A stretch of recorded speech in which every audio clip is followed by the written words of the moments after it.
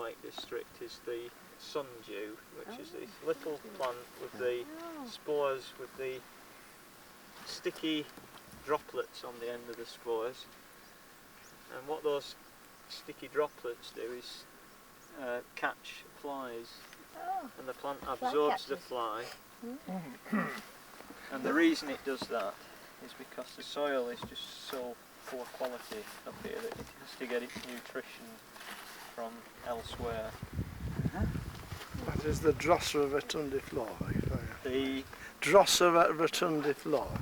Drosera rotundiflora. Round leaf Sundew, yes.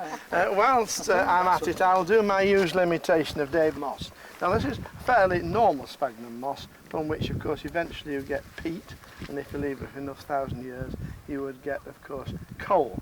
But this is really where we store our water, not in the lakes but in the bogs, because if you very gently allow the water just to turn over, it's really quite amazing just how much water you are going to find in that little handful of moss. In fact, this is before I've really begun to squeeze it.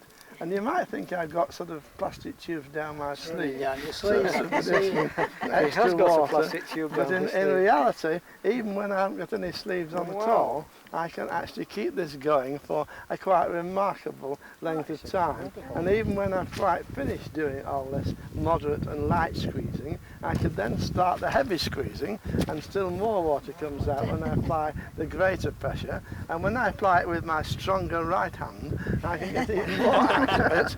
And even when I've finished, it's still filthy wet. And the minute I chuck it in the water, it absorbs it all back again. And that, of